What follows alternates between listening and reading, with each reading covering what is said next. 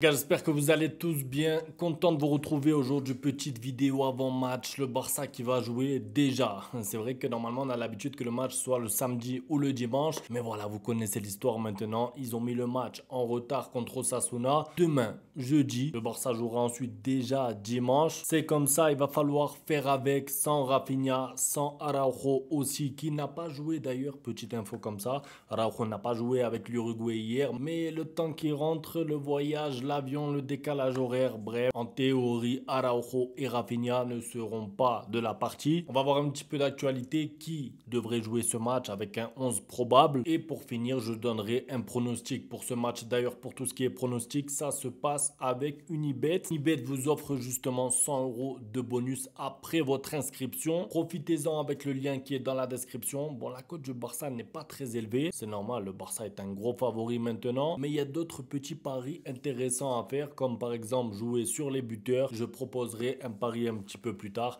Le lien est dans la description en tout cas pour profiter du bonus. On commence avec si Frenkie de Jong prolonge, le club ne signera pas d'autre milieu. Ça me semble logique. Rappelons quand même que Bernal quand même, qui était une pépite qu'on voulait voir cette saison, qui malheureusement s'est fait les ligaments croisés, sera disponible l'année prochaine. Casado qui continue de progresser. Gavi qui j'espère reviendra à son meilleur niveau. Pedri qui est trop fort. Il n'y a pas besoin d'aller dépenser de l'argent sur le marché. Tout que je pense qu'à la Masia, il y a encore d'autres milieux de terrain qui vont arriver dans les années à venir. Le club apprécie l'actuel Frenkie de Jong. Cependant, il estime que le moment n'est pas encore venu de renouveler entièrement son contrat. Focus sur les compétitions. Hansi Flick décidera. Ça aussi, ça me semble pertinent. Ça veut dire qu'on est à un moment charnière de la saison. Et même si j'aime beaucoup le mercato, j'aime beaucoup les rumeurs, j'aime beaucoup voir le Barça qui se rapproche d'acheter un tel ou un tel.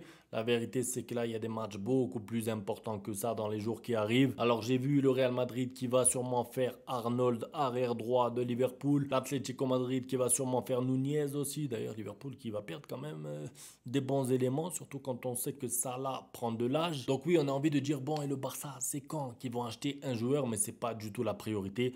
Il y a une saison à terminer et à bien finir. Le Barça a la chance d'être en course dans encore toutes les compétitions. Il faut penser à ça, c'est la priorité. L'idée de Hansi Flick est de rester à Barcelone pendant 3 à 4 ans, puis de prendre sa retraite d'entraîneur. Alors Hansi Flick, j'espère que tu resteras 4 ans parce qu'on sait qu'au Barça, les choses vont vite. C'est vrai que là, pour l'instant, il y a un amour mutuel. Hansi Flick, Barça, Barça, Hansi Flick. On l'aime tous, mais vous savez comme moi que le foot va très vite et il suffit de 2 mauvais matchs, de 4 mauvais matchs, de 2 éliminations pour qu'il soit remis en question, pour qu'il soit critiqué, pour qu'il soit même presque tabassé par les journaux là-bas barcelonais. Surtout que lui, il n'est pas catalan, donc il ne sera pas défendu. Donc s'il reste 3 à 4 ans, c'est que vraiment les choses ont bien fonctionné et on l'espère. Barça ne jouera pas face à Osasuna et ça me semble normal. Il s'est blessé avec la sélection, il a quitté le rassemblement, il y a un petit doute, il y a une petite gêne, on ne prend pas de risque, c'est pas nécessaire. En plus, pour parler un petit peu des défenseurs centraux, en parallèle, il y a Inigo Martinez qui s'entraîne déjà avec le Barça depuis 2 jours. Ça veut dire que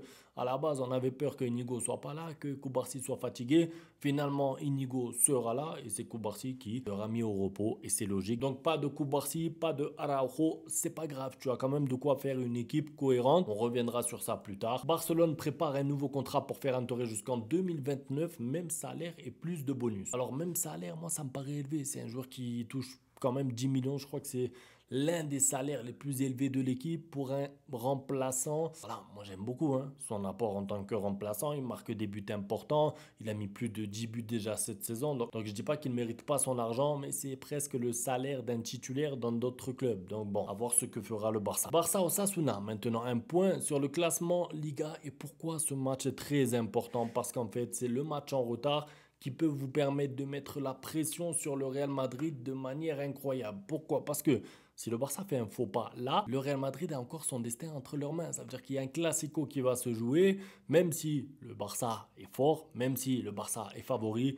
Un classico, vous le savez, il n'y a pas d'histoire de favori, tout peut se passer. Donc le but pour moi, maintenant que le Barça a fait la moitié du travail, c'est d'arriver le jour du Classico en étant sûr d'être premier toujours après le Classico. Vous voyez ce que je veux dire? Chose qui sera le cas si jamais le Barça gagne au Osasuna et que le Barça continue d'enchaîner les victoires, en espérant au passage que le Real perde des points, mais bon, on va dire Si le Barça gagne tout et le Real gagne tout, le jour du Classico, même si le Barça perd, le Barça sera toujours devant le Real Madrid. Et pour moi, c'est ça l'objectif parce que t'es jamais à l'abri lors d'un Classico, il peut tout se passer. Le but, c'est quand même d'avoir un petit confort, justement. Un confort, en fait, en rapport avec, pour moi, la différence de niveau de jeu entre les deux équipes. Parce que le Barça évolue à un niveau de jeu plus élevé que le Real Madrid cette année. Et pourtant, quand on voit le classement provisoire, pour l'instant, les deux équipes sont à égalité de points. Donc, j'aimerais que la différence qu'on voit pendant les matchs se traduise par le classement. J'aimerais qu'il y ait un petit peu plus d'écart. Donc pour moi déjà 3 points, ça sera cohérent. Plus la différence de but particulière puisque le Barça a gagné à l'aller quand même de manière assez confortable. Je ne pense pas que le Barça perdra 5-0 au retour. Donc ça c'est pour le point classement. Maintenant cette équipe d'Osasuna alors... C'est une équipe en méforme, mais j'ai envie de dire ça sert presque à rien de vous détailler leur dernier match. Je vais vous les mettre là, ils n'ont pas gagné depuis un moment. Ils ont perdu contre Getafe, ils n'ont pas gagné un match sur leurs 5 derniers matchs de Liga. Maintenant, le problème, c'est quoi? C'est qu'Osasuna, 1, a battu le Barça à l'aller et 2, a fait match nul contre le Real il n'y a pas si longtemps, un partout. Bon, le Real avait pris un carton rouge, je crois que c'est le match où Bellingham avait pris un carton rouge. Et à l'aller, bon, c'est pas significatif non plus. Pourquoi? Parce que le Barça avait fait tourner, Hansi-Flick avait fait tourner, c'était presque obligatoire. Il y avait des matchs de Ligue des Champions et tout. Osasuna en avait profité, victoire 4-2. Donc c'est une équipe moyenne que le Barça devrait normalement balayer assez rapidement. Le problème, c'est qu'on a eu des exemples cette année, Las Palmas et d'autres matchs où le Barça est sur le papier largement supérieur. Et ensuite, on ne comprend pas ce qui se passe. Le Barça perd des points. Donc attention, méfiance. Un petit pronostic avant de parler du possible 11 qu'on verra demain.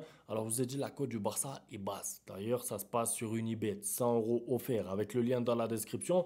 La cote du Barça est basse. Moi, je ne jouerai pas ça. Je mettrai plutôt Lewandowski buteur. Pourquoi? Parce qu'il n'a pas joué beaucoup là avec la Pologne. Il a joué 20 minutes, je crois. C'était avant-hier. Il s'est reposé donc. Il lutte pour le Pichichi. C'est un match à domicile. Je le vois buteur pour ce match. Et même s'il peut faire un match moyen, même si on l'aime un peu moins en ce moment, je suis reconnaissant pour les buts qu'il a mis et je pense qu'il peut le faire. Je pense qu'il peut marquer. Si vous n'êtes pas encore inscrit sur Unibet, faites-le pour profiter du bonus. Lien dans la description. Maintenant, le 11 probable que j'ai vu passer. Bon, je ne suis pas trop d'accord pour un poste.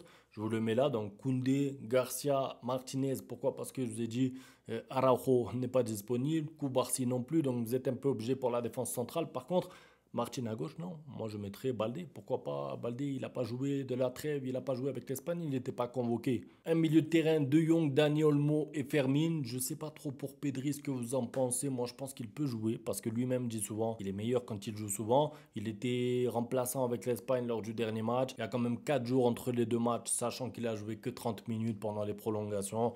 Voilà, pour moi, Pedri peut jouer ce match. Et une attaque Ferran Torres parce que Rafinha n'est pas disponible, Lewandowski et Lamine Yamal. Donc, c'est le 11 qui est probable. Moi, je vous ai dit, je mettrais quand même Pedri, je mettrais quand même Baldé, histoire d'être sûr de prendre les 3 points, quoi. Parce que j'ai pas envie de voir le Barça galérer. Et ensuite, quel dommage, le Barça qui laisse passer une opportunité incroyable. En fait, je vous ai dit, pour moi, c'est obligatoire de prendre les 3 points là. C'est un match en retard en plus, ça veut dire qu'il faut en profiter. Ça mettra la pression sur le Real Madrid pour la suite, que ce soit pour la Liga mais aussi pour la Ligue des Champions, parce que du coup le Real va devoir s'employer, jouer sur les 2 tableaux à fond. C'est tout pour la vidéo, en tout cas on se retrouve demain pour le débrief. J'ai hâte de revoir le Barça, franchement c'est le bon point que le match soit le jeudi et qu'on n'est pas obligé d'attendre le samedi ou le dimanche. Lien dans la description pour Unibet. Merci à vous pour le soutien et à demain pour le débrief. Ciao. Bang, bang, bang, bang, goodbye. Ustedes pueden aceptar mi negocio o aceptar las consecuencias. Plata o plomo.